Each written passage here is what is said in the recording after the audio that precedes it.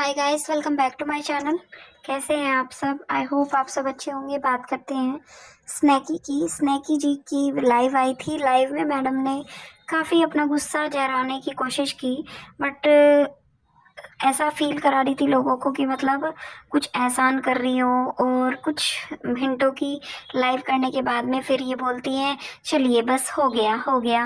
मतलब जहर उगल दिया, बेटा बेटा बोल दिया।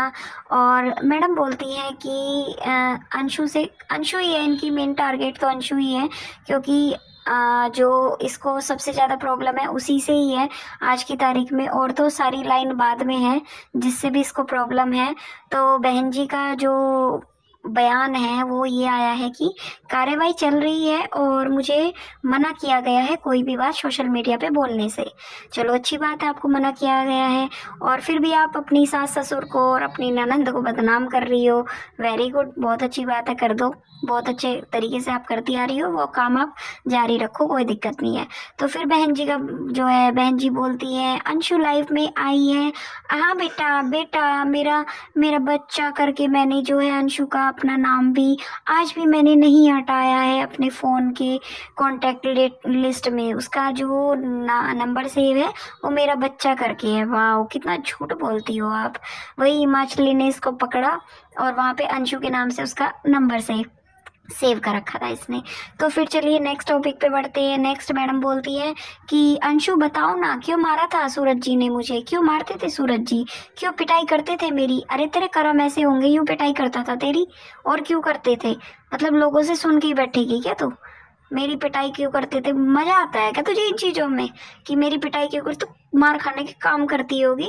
तेरे कर्म ऐसे होंगे जब 9-9 बजे से ऊपर छत पे से नीचे नहीं जाती थी, अपने जो है सास ससुर का खाना नहीं बनाती थी, कुछ काम नहीं करती थी, तो इसलिए मार पिटाई करते थे। और क्यों करते थे?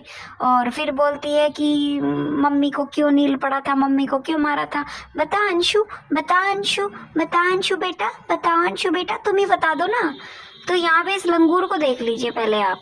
इसने जो अपने ससुर के ऊपर इल्ज़ाम लगाया था कि मेरे ससुर ने मुझे छेड़ा, और अंशु के लिए भी इसने बोला था, तो ये लंगूर चलती फिरती औरतों के साथ में बदतमीजी कर रहा है, फोटो खिंचवाने के लिए मजबूर कर रहा है, वो इससे बचने की कोशिश कर रही है। और ये जो लोग हैं ये हमारे देश के नहीं, विदेश से आए हुए घूमने वाले लोग हैं। यहाँ पे ये लंगूर जो है देखो सड़कों पे तमाशे कर रहा है। ये इसका भाई है और ये सिखाएगी अपनी बेटियों को, ये चीज़ सीखेंगी इसकी बेटियां। जो संस्कृति की बात करती है ना, ये सब चीज़ सीखेंगी। तो लंगूर को देख लीजिए, लंगूर जहाँ भी दिखाई देगा आपको नाचता घूमता फिरता कूदता फांदता ऐसे ही दिखाई देगा। और मतलब ये संस्कृति की बात कर रही थी मैं, उस संस्कृति के ऊपर आज मेरी बात है कि जिस घर में इतने संस्कृति वाले लोग रहते हों तो वहाँ पे बच्चों को इस तरह के संस्कार दिए जाएंगे। ऐसे कूदना, सड़कों पे ट्रैफिक रोकना और उस ट्रैफिक में खड़े होके ऐसे कूदना। इसने अकेले ने ट्रैफिक लगवा रखा है इस रोड पे। मतलब ये देखो क्या गंदगी मचाई हुई है इसने सड़कों पे। अपने भाई को नहीं बोलती, अपने भाई को नहीं बोलती कि भैया ये तमीज के काम नहीं होते, ये इन्हें शर्म नहीं आती। ग्वालियर वाले जो फ्लैट में जो इनका ड्रामा हुआ था, जो इनका नौटंकी हुई थी, जिस वजह से भागे थे, तो ये वहां पे क्यों भागे थे?